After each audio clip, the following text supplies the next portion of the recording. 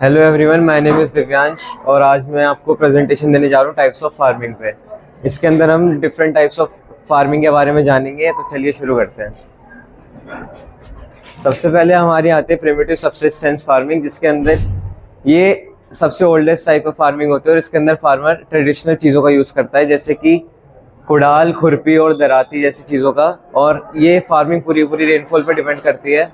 अगर रेनफॉल आई तो फार्मिंग अच्छी होगी, अगर बारिश नहीं आई तो सारी फार्मिंग बर्बाद हो जाती है। ये मेनली और झारखंड और नॉर्थ ईस्ट इंडिया में होती है। नेक्स्ट हमारी आती है इंटेंसिव सब्सिस्टेंस फार्मिंग।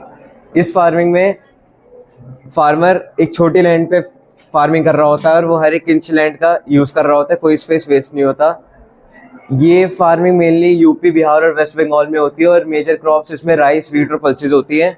ये फार्मिंग में मेजर जो फार्मर होता है वो अपनी फैमिली के लिए क्रॉप्स उगाता है। अगर ज़्यादा उग जाते हैं तो वो मार्केट में बेच आता है।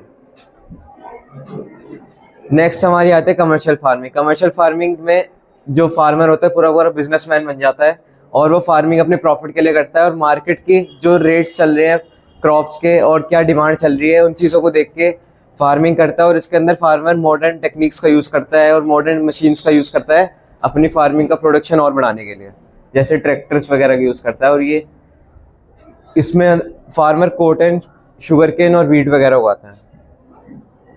नेक्स्ट हमारी आती है प्लांटेशन फार्मिंग। प्लांटेशन फार्मिंग में फार्मर को एक ही क्रॉप से फुल ऑब्सेशन होता है और वो एक ही क्रॉप को बहुत बड़े लैंड एरिया में उगाता है।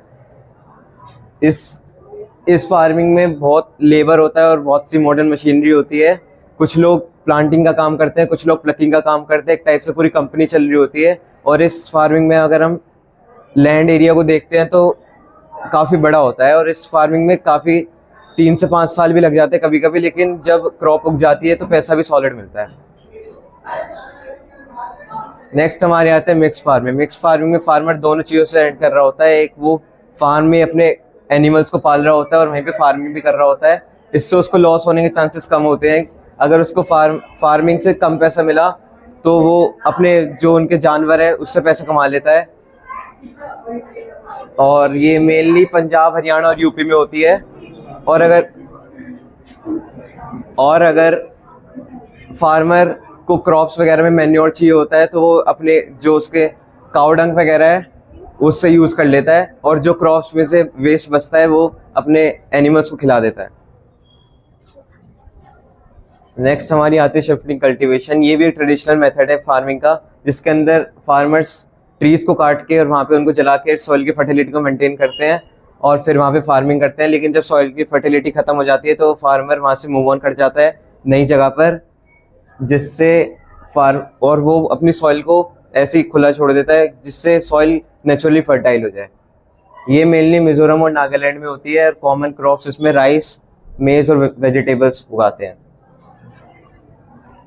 नेक्स्ट हमारी आती है ऑर्गेनिक फार्मिंग। ऑर्गेनिक फार्मिंग में फार्मर क्वालिटी को ज़्यादा प्रायोरिटी पे रखता है, ना कि क्वांटिटी को। वो नेचुरल चीज़ों का यूज़ करता है, नेचुरल मैन्योर का यूज़ करता है, केमिकल फर्टिलाइजर्स का यूज़ नहीं करता।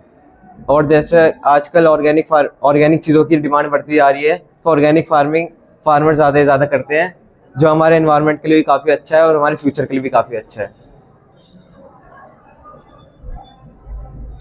एट दी एंड हमें सबको पता चल चुका है कि हर फार्मिंग मेथड में अपनी अलग तरीके की कहानी होती है और अगर फार्मिंग ना हो किसी कंट्री में तो हमारा पेट खाली रहेगा,